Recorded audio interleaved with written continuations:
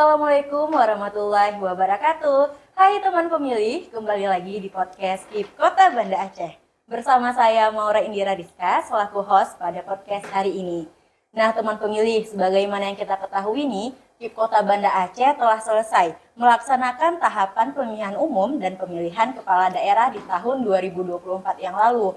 Namun, walaupun tahapan sudah selesai, bukan berarti KIP Kota Banda Aceh juga sudah selesai melaksanakan tugasnya. Di sini KIP Kota Banda Aceh sebagai penyelenggara pemilu menghadirkan podcast KIP Kota Banda Aceh sebagai bentuk pendidikan pemilih yang bertujuan untuk memberikan info-info kepemiluan kepada sobat pemilih semuanya.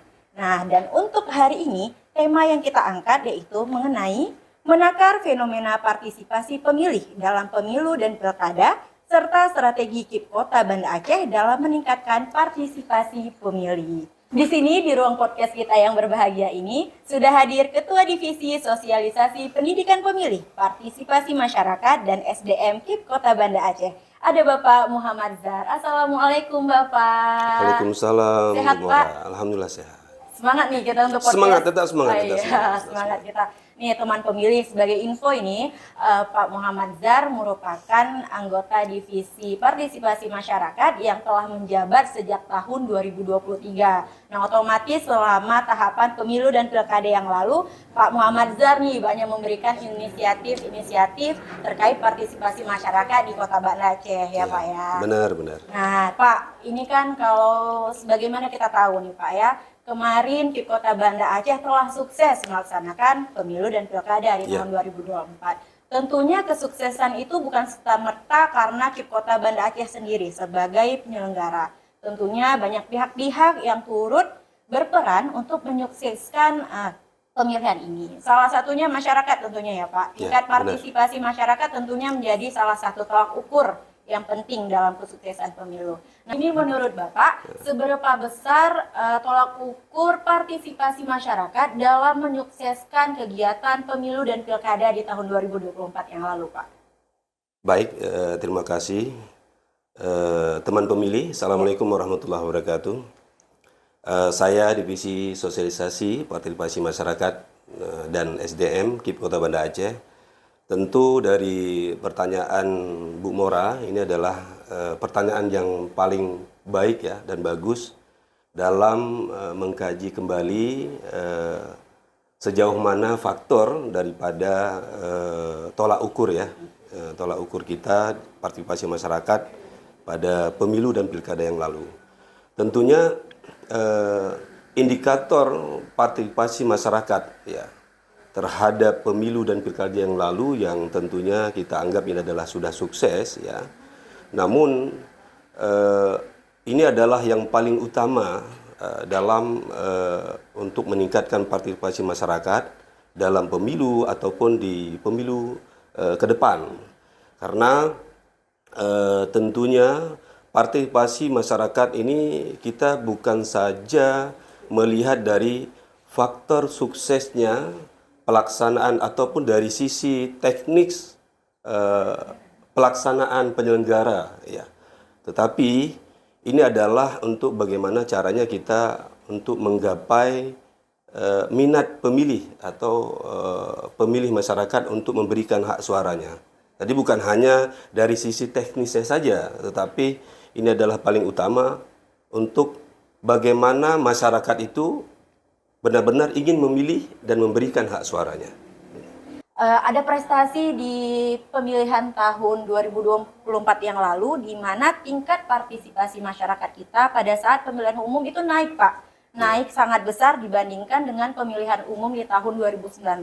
Di mana di tahun 2024 tingkat partisipasi masyarakat mencapai 80% nih Pak. Sedangkan di tahun 2019 itu hanya 78,63%. Ini merupakan suatu kenaikan yang sangat signifikan kalau kita katakan ya Pak, sangat menjadi prestasi besar tentunya untuk KIP Kota Banda Aceh sendiri. Nah ini sebenarnya sudah ada langkah-langkah apa yang dilakukan oleh KIP Kota Banda Aceh selama masa tahapan yang lalu dan mungkin memperbaiki juga mungkin di tahapan 2019 sehingga di 2024 antusias masyarakat untuk memberikan hak suaranya datang ke TPS itu pada saat pemilihan umum sangat tinggi, Pak. Baik, ini adalah sangat menarik ya. Artinya pencapaian dari persentase partisipasi masyarakat terhadap pemilih pada saat pemilu dan pilkada yang lalu, kalau misalnya berbicara di tingkat partisipasi pemilih di tahun 2024 yang lalu di pemilu, yaitu pada angka hampir mencapai 82% ya.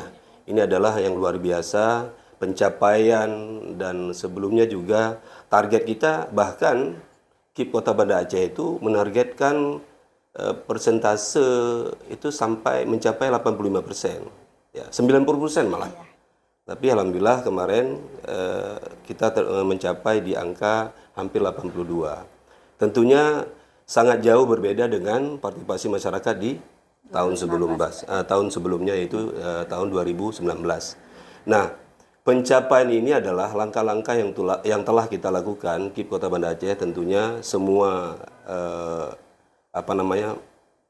elemen masyarakat ya, tentu bukan sekedar fungsi penyelenggara yang ikut menyukseskan pemilu ini, tetapi jauh daripada semua elemen masyarakat, kemudian di sektor stakeholder dan teman-teman yang lain, kemudian teman-teman dari media.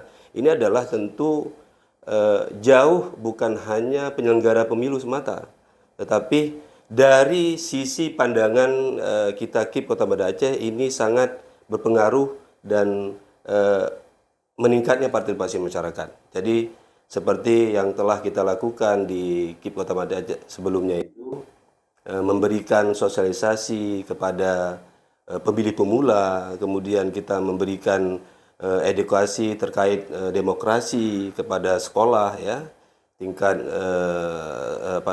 SMA, dan bahkan kita bahkan sasarannya itu ke pesantren justru, yang mungkin sebelumnya pesantren itu mungkin jarang ditemui, bahkan kita bertatap muka langsung dengan adik-adik kita, dan kita melakukan itu ke kampus juga demikian. Bahkan di pemilu yang lalu kita memberikan edukasi dengan menampilkan nobar. Film pemilu ya Pak Iya, ya. walau itu memang programnya KPU RI, namun diturunkan secara hierarki kepada KPU atau KIP provinsi dan kabupaten kota se-Aceh. Kita melakukan, dan ini juga sangat mempengaruhi nilai peningkatan partisipasi ya. Kemudian kita telah melakukan sosialisasi kepada misalnya teman-teman disabilitas ya. Juga melakukan kegiatan-kegiatan itu bukan hanya tatap muka di ruang. Namun kita melihat hari ini banyak pemilih-pemilih pemula dan masyarakat itu bahkan melakukan kegiatan dengan cara pertemuan di luar ruang misalnya. Baik di sini banyak, kalau di Aceh itu kan banyak tempat-tempat nongkrong seperti warung kopi, kafe-kafe. Yang jelas anak-anak muda itu adalah tempat mereka setelah belajar misalnya atau kegiatan-kegiatan sehari mereka duduknya itu nongkrongnya di kafe atau warung. Nah, dan itu sasaran kita, menemui mereka langsung bertatap muka, kemudian memberikan edukasi, sosialisasi, itu bahkan sangat pengaruh. Selain daripada kita memberikan sosialisasi melalui media online misalnya. Terkait yang Bapak sudah bahas tadi, faktor-faktor yang mungkin mempengaruhi juga tingkat partisipasi masyarakat di 2024. Nah, ini tapi sayangnya ini Pak, sedikit ada minusnya, bahwa dengan kenaikan di pemilihan umum di tahun 2024 terjadi penurunan Pak pada pilkada tahun 2024. Padahal yang kita ketahui bahwa pemilihan ini serentak dilaksanakan pada satu tahun yang sama. Pemilihan umum di bulan Februari tahun 2024 dan untuk pilkada di bulan November. Ini sebenarnya dinamika apa yang mungkin terjadi di lapangan? Ada faktor-faktor kendala apa sehingga di tahun 2024 pada saat pelaksanaan pemilihan kepala daerah itu malah terjadi penurunan partisipasi masyarakat, Pak? Apa mungkin karena ini pemilihannya kepala daerah sehingga mungkin banyak teman-teman kita di luar tidak bisa pulang, atau ada faktor-faktor lain sebenarnya yang mempengaruhi Pak? Ya mungkin ya baik ya untuk pertanyaan itu, walaupun di angka partisipasi di pemilu ya, Iya. di pileg itu karena memang melibatkan secara nasional, itu bukan pemilihan di tingkat lokal, tetapi kalau kita lihat di faktor sehingga di pemilu angka partisipasinya hingga 80, hampir 82%, kemudian di pilkada bahkan di situ menurun. Walau kalau kita katakan menurun sekalipun, kita bandingkan dari sebelumnya di tahun 2017, ya 2017, ya, itu bahkan ada kenaikan, walau hanya sekian persen. Namun di sini kalau kita melihat indikator kenapa terjadi sehingga penurunan dari pemilu di pilkada itu sangat signifikan, ya jauh berbeda intinya. Padahal pemilu tahun 2024 itu adalah pemilu serentak. Pemilu serentak bukan berarti diadakan di satu hari sekaligus, tetapi di dalam setahun yang sama. Dan ini juga sangat pengaruh kalau saya selaku pandangan saya di masyarakat itu melihat ini adalah indikator-indikator lain, misalnya mungkin adanya pengaruh psikologi daripada masyarakat ya pemilih, yaitu baik di adanya faktor kelelahan pada masyarakat yang memberikan hak suaranya, yang begitu antusias pada saat pemilu, sehingga lanjut di pilkada mereka bahkan ada yang tidak menginginkan kembali untuk memberikan hak suaranya, ataupun ada faktor lain seperti misalkan mereka memilih untuk berlibur pada saat itu karena dengan kelelahan yang mereka rasakan di pemilu ya, di pileg, kemudian disambung lagi di pilkada, mereka bahkan memilih untuk beristirahat. Nah, ini adalah tantangan-tantangan yang memang mesti harus kita lakukan ke depan. Nah, kemudian mungkin ada faktor lain, yaitu faktor yang sangat menunjang kita lihat pada saat itu, adanya faktor figur daripada calon ya. Dan ini yang tidak memberikan mungkin kepada masyarakat baik secara visi misi yang mereka sampaikan, tidak mengena kepada masyarakat, sehingga ini juga memberikan kepada masyarakat itu tidak untuk turut semangat dalam memberikan hak pilihnya. Mungkin itu salah satu indikator-indikator yang membuat data ataupun persentase di pilkada itu menurun. Berarti memang ada faktor selain, bukan kesalahan penuh dari penyelenggara lah, setidaknya kita katakan ya Pak, ada faktor sendiri apa dari masyarakat sehingga tidak bisa datang langsung untuk mencoblos pada saat pilkada, begitu ya Pak. Nah, ini belajar dari penurunan partisipasi masyarakat pada saat pilkada dan naiknya partisipasi masyarakat pada saat pemilihan umum. Ini tentunya KIP Kota Banda Aceh pasti punya langkah strategis nih Pak untuk pemilihan di tahun 2029 yang akan datang terkait dengan partisipasi masyarakat. Walaupun kalau kita katakan kan pemilihan masih sangat lama ya Pak, di tahun 2029 nanti baru diadakan pemilihan lagi. Kalau kita hitung masih ada sekitar 4 tahun lagi Pak. Tapi apakah sudah ada dari sekarang langkah-langkah yang dilakukan oleh KIP Kota Banda Aceh untuk terus menaikkan angka partisipasi masyarakat, dan apakah itu mungkin sudah mulai dilakukan dari sekarang Pak? Baik, ini pertanyaan yang cukup baik ya, karena ini adalah penting, strategi yang memang setelah kita evaluasi dari misalnya sebenarnya bukan kegagalan, tetapi kita melihat mengevaluasi dari strategi yang kita lakukan di sebelumnya, kemudian kita ingin melakukan bagaimana tingkat partisipasi untuk pemilu di 2029 ya tentunya. Walaupun ini kan masih lama ya. Lama sekali masih lama. Ya. Namun KIP Kota Banda Aceh tentu ingin memberikan ataupun ingin melakukan langkah-langkah ke depan, strategi-strategi bagaimana untuk mencapai tingkat partisipasi yang sebelumnya kita anggap masih kurang, belum tercapai seperti yang kita targetkan, namun ke depan insya Allah akan bisa tercapai. Apa saja yang akan dilakukan oleh KIP Kota Banda Aceh? Tentu ada program yang memang kita lakukan, yang akan kita lakukan secara bersinambungan ke depan. Baik bisa jadi 1 bulan ke depan, kemudian bisa jadi kita lakukan kegiatan tahunan, ya. Semacam program yang telah kita luncurkan, yaitu Pecedah. Pecedah. Seperti ini ya Pak ya, Ini Pecedah ya. Ya, Pecedah ini adalah pemilih unggul, cerdas dalam memilih.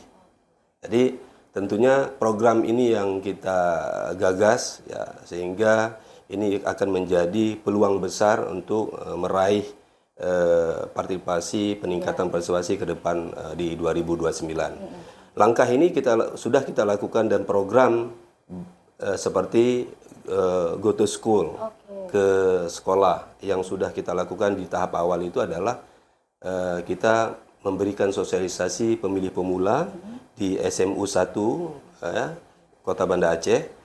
Ini adalah langkah awal. Kemudian ada program-program lain yang akan kita lakukan, semacam podcast misalnya hari ini yang seperti ini. Ini adalah tolak ukur kita ke depan untuk meraih dan mencapai partisipasi itu lebih baik.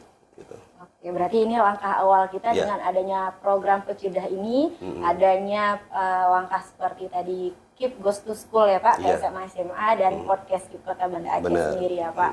Nah Pak, ini kan upaya-upaya dari KIP Kota Banda Aceh sebagai penyelenggara sudah dilakukan dan sudah ada langkah-langkah strategis dari kita. Nah, tapi apakah menurut Bapak selain strategi dari KIP Kota Banda Aceh sendiri, apakah perlu adanya langkah-langkah dari pihak luar juga untuk mendukung kesuksesan pemilu dan peningkatan partisipasi masyarakat? Termasuk di sini maksudnya bantuan seperti dari adanya hal-hal yang dilakukan oleh partai politik, pemerintah, ataupun di elemen masyarakat itu sendiri, Pak. Apakah ada perlu kebijakan yang harusnya juga dilakukan, Pak? Baik, tentunya ini sangat baik ya. Karena mengingat ataupun melihat dari sisi demokrasi dan pemilihan ke depan yang selama ini juga kita lakukan, tentu ini adalah bukan tanggung jawab semata kepada penyelenggara pemilu itu saja. Benar. Tetapi ini adalah tanggung jawab kita bersama dalam hal bagaimana menciptakan demokrasi yang lebih baik ke depannya. Ini adalah misalnya adanya kerjasama di sisi pemerintah, kemudian di partai politik misalnya, kemudian di stakeholder, dan lembaga masyarakat misalnya, dan teman-teman media, dan juga masyarakat. Kenapa? Karena kalau misalnya kita lihat dalam kajian kita untuk pemilu ke depan, ya, berkaca kepada pengalaman yang sebelumnya, bukan hanya memberikan hak pilih, tapi bagaimana kita juga ikut serta dalam menjaga demokrasi, menjaga bagaimana jalannya proses pemilu, ya. Ini adalah sangat baik untuk ke depan. Jadi makanya saya juga pernah memberikan saran ini baik kepada teman-teman di komisioner lain, pimpinan, dalam hal misalnya dalam rapat-rapat itu bagaimana kita melakukan sosialisasi, dan kemudian kita program-program ini bahkan kita sampaikan baik kepada pemerintah, kemudian partai politik, stakeholder, dan bahkan ada gagasan saya untuk bagaimana misalnya program Pecedah ini bahkan kita berdiskusi dengan pemerintah dan juga dinas terkait, misalnya dinas pendidikan misalnya, sehingga program ini bisa kita masukkan ke dalam di sekolah-sekolah misalnya. Ini adalah langkah-langkah awal kita. Jadi bukan hanya semata-mata ini adalah tugas daripada penyelenggara, tapi melibatkan semua elemen masyarakat. Jadi Baik, berarti tentunya harus ada sinergi dari kita semua ya Pak untuk meningkatkan partisipasi masyarakat dan mensukseskan pemilihan umum ke depan. Bukan semata-mata dari KIP sebagai penyelenggara, tapi tentu didukung oleh pihak-pihak lainnya. Ya gitu benar, ya, Pak. harus adanya kolaborasi lah Ya, kita. kolaborasi itu Ya, harus terjalin dan sedini mungkin dari sekarang ya Pak, menuju 2029 yang lebih Iya. baik kita pemilunya ya Pak. Nah Pak, ini terkait dengan partisipasi masyarakat kita di KIP Kota Banda Aceh. Sebagaimana kita ketahui bahwa masyarakat ini kan terdiri berbagai elemen ya Pak. Kalau kita Ya. bisa kategorikan, ini ada teman-teman kita dari kategori pemilih pemula, ada teman-teman kita dari kategori pemilih disabilitas, ada juga teman-teman kita dari kategori minoritas seperti itu ya Pak. Nah, ini bagaimana Pak? Pendekatan yang dilakukan kan tentunya juga berbeda nih. Untuk kita masuk ke masing-masing teman kita selaku pemilih ini kan Pak. Beda kategori pasti tentu juga beda cara kita untuk merangkul mereka. Nah ini langkah-langkah apa yang selama ini sudah dilakukan oleh KIP Kota Banda Aceh sendiri? Apakah mungkin ada kesulitan yang kita temukan ketika kita harus masuk ke masing-masing kategori, atau alhamdulillah ini semua berjalan lancar selama ini Pak? Bagaimana Pak? Baik, sebenarnya kalau kita katakan dari sisi misalnya langkah-langkah yang telah kita lakukan ya sebelumnya, baik kepada teman-teman ada pemilih pemula, kemudian pemilih disabilitas dan minoritas ya. Ini bagaimana caranya kita memberikan pendekatan kepada mereka itu tentu ada perbedaan ya. Bukan membedakan mereka ya, tetapi ada langkah-langkah strategis kita bagaimana kita merangkul anak-anak muda, kemudian teman-teman dari disabilitas yang sebelumnya sudah kita lakukan. Tadi banyak kegiatan-kegiatan sosialisasi KIP Kota Banda Aceh itu sasarannya bahkan kepada teman-teman disabilitas. Jadi ada beberapa kegiatan yang kita lakukan baik di kafe, kemudian ada lembaga misalnya teman-teman dari Gerak mengundang kita untuk menjadi narasumber. Juga mereka sasarannya juga kepada teman-teman disabilitas. Nah, di kalangan anak muda misalnya sebagai pemilih pemula, ya seperti yang kita sampaikan tadi, ada kegiatan yang kita semacam go to school yang memang telah dilakukan direncanakan ya sebelumnya. Ini adalah tahapan awal bagaimana kita untuk meraih suara-suara anak-anak muda untuk menjadi pemilih pemula. Nah, kemudian di kalangan minoritas juga demikian. Jadi kadang kalau kita misalnya mengundang teman disabilitas juga ikut serta dengan teman-teman minoritas. Nah, kemudian juga di kalangan masyarakat. Nah, tentu ada perbedaan-perbedaan dalam bagaimana kita memberikan sosialisasi terhadap mereka. Kalau di tingkat masyarakat misalnya, kita harus terjun langsung, kontak langsung dengan masyarakat itu. Bahkan kita ikut serta berdialog ya, tentunya berdialog dengan masyarakat langsung dan juga ikut peran aktif itu untuk melibatkan semacam lembaga masyarakat. Kemudian misalnya apa namanya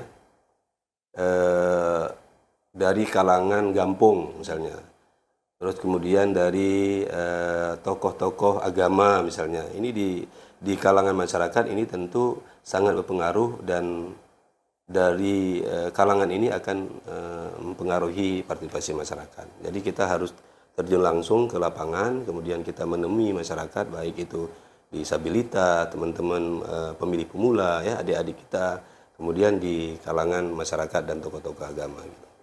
Artinya selama ini sudah berjalan dengan baik lah Pak ya, bagaimana kita untuk melakukan pendekatan dengan masing-masing kategori teman-teman pemilih kita ini ya Pak ya. Bahkan sebelumnya kita setelah melakukan kegiatan-kegiatan sosialisasi di kalangan disabilitas ya, teman-teman disabilitas, bahkan mereka itu melakukan ataupun memberikan saran kepada kita selaku penyelenggara KIP. Mereka juga ingin melibatkan diri menjadi penyelenggara. Ya, sebelumnya pada saat kita rekrutmen ad hoc, baik di PPK sebagai PPK, PPS dan KPPS, itu juga bahkan teman-teman dari disabilitas menyarankan agar mereka juga ikut serta dalam menjadi penyelenggara. Dan itu sudah kita lakukan. KIP Kota Banda Aceh telah mengeluarkan kebijakan mengundang teman-teman dari disabilitas untuk peran aktif dan ikut serta menjadi peserta pemilu, menjadi penyelenggara pemilu pada saat itu. Walau setelah mereka memberikan saran dan kita menerima menampung saran mereka, tidak ada peserta pada saat itu. Setelah kita menampung, kemudian di saat seleksi tidak ada teman-teman dari disabilitas yang ikut serta menjadi penyelenggara pemilu. Tentunya sesuai dengan syarat-syarat tertentu yang memang akan mendukung mereka untuk bisa menjadi penyelenggara. Baik, Pak, ini pertanyaan terakhir kita nih, Pak. Sebenarnya ini podcast kita hari ini sudah sangat menarik sepertinya nih, Pak. Satu harian kita buat podcast kayaknya juga bisa ya, Pak. Kalau kita sampai sore. Sampai sore boleh ya, Pak. Tapi ini kita harus pertanyaan terakhir, tidak apa-apa ya, Pak. Nah, ini kita sudah membahas dari awal terkait tolak ukur yang menjadi faktor kesuksesan pemilu, terkait partisipasi masyarakat, juga tadi sudah terkait peningkatan partisipasi masyarakat, penurunan partisipasi masyarakat juga. Nah, ini pertanyaan yang mungkin menjadi kunci sebagai perbaikan untuk pemilu kita di tahun 2029. Hal apa, Pak, yang harus kita lakukan evaluasi terkait dengan tahapan pemilihan yang sudah kita lakukan di 2024, terutama terkait dengan partisipasi masyarakat, Pak? Apa yang harus kita ubah? Ini sebagai pandangan Bapak sebagai memang divisi khusus partisipasi masyarakat, Pak.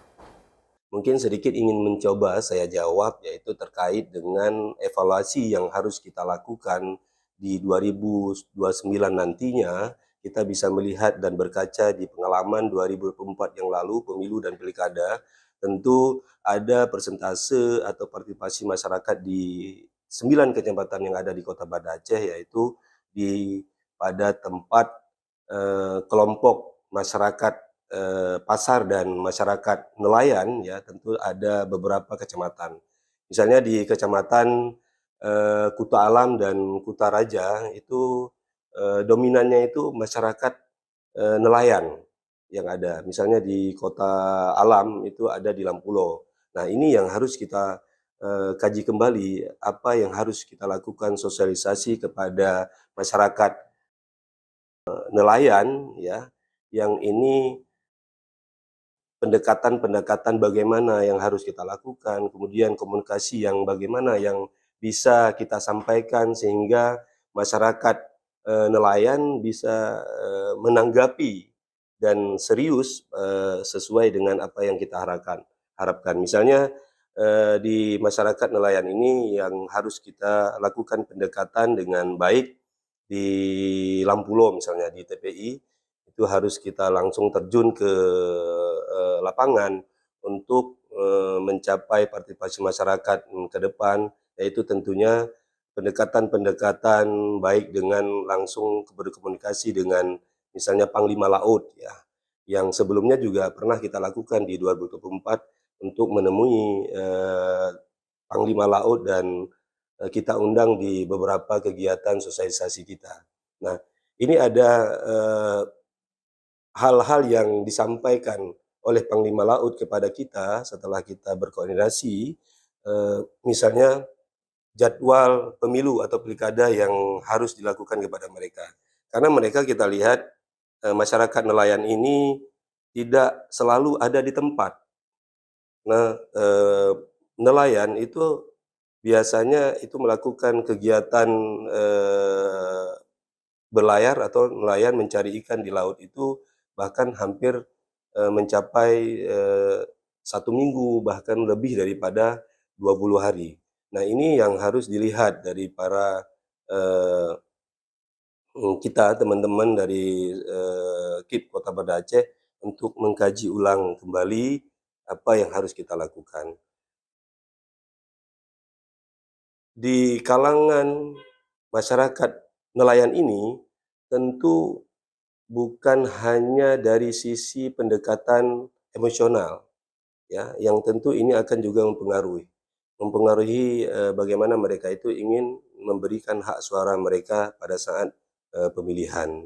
Nah, misalnya kita langsung mengajak tokoh agama, kemudian baik itu melibatkan Panglima Laut, langsung kita menemukan masyarakat nelayan ini, baik di kapal ataupun di bot, di posisi TPI atau Lampulo mungkin yang sering kita kenal di Banda Aceh, ini akan membantu kita para eh, penyelenggara pemilu, tentunya ini akan lebih baik bagaimana caranya mereka menerima apa yang akan kita informasikan terkait dengan pentingnya memberikan hak suara pada pemilihan ke depan. Nah, kemudian di sisi lain yaitu di kalangan kelompok masyarakat pasar. Kalau kita lihat di kecamatan, misalnya di Banda Aceh ini, di kecamatan Baitur Rahman, ini yang banyaknya masyarakat pasar yang berdagang ya pada saat itu, tentu ini harus kita berikan sosialisasi, pendekatan-pendekatan kepada misalnya emak-emak masyarakat pasar ya, yang berdagang pada saat itu, yang tentu mungkin pada hari H ini emak-emak ataupun masyarakat pasar yang berdagang itu enggan untuk menutup mata pencarian mereka di hari-hari ya. Ini tentu ini juga akan sangat bisa kita lihat kembali evaluasi di zona itu.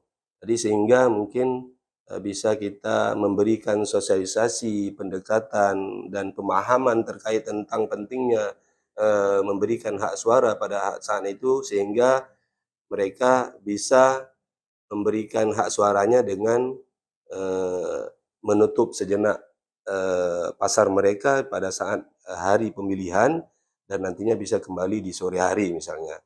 Karena mereka menganggap ini lebih penting mereka masyarakat berdagang dibandingkan datang ke TPS untuk memberikan hak suaranya. Tapi dengan kita memberikan pemahaman, sosialisasi terkait tentang pentingnya memberikan hak suara, karena ini hak suara ini akan eh, eh, nantinya akan bisa mempengaruhi ke depan dalam hal ekonomi di Kota Banda Aceh. Karena jika kita salah memilih dan pimpinan ke depannya yang tidak sesuai dengan kita inginkan, justru akan eh, tidak berdampak baik kepada ekonomi di Kota Banda Aceh. Nah, ada hal-hal yang seperti ini yang harus kita lakukan pendekatan ketika kita melihat dari zona dan di kecamatan mana saja yang tadinya di 2024 itu sedikit agak menurun angka partisipasi masyarakat pemilih, sehingga ini yang harus kita fokuskan kembali ke depan untuk melakukan kegiatan-kegiatan sosialisasi partisipasi masyarakat. Mungkin itu saja dari saya di pertanyaan yang ini. Evaluasi ya Pak, ada beberapa hal yang sudah kita kumpulkan untuk dapat kita evaluasi guna peningkatan partisipasi masyarakat di tahun 2029 yang akan datang ya Pak.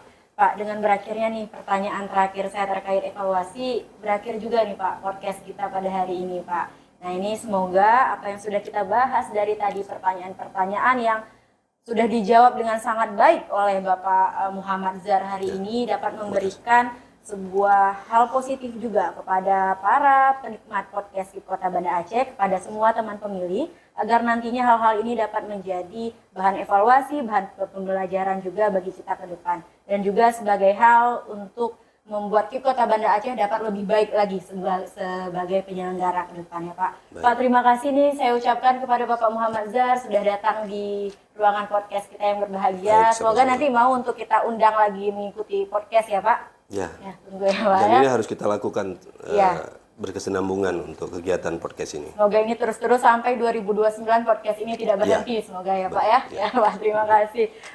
Terima kasih kepada teman pemilih yang sudah menyaksikan podcast KIP Kota Banda Aceh pada hari ini. Dan sampai jumpa pada podcast kita yang akan datang. Assalamualaikum.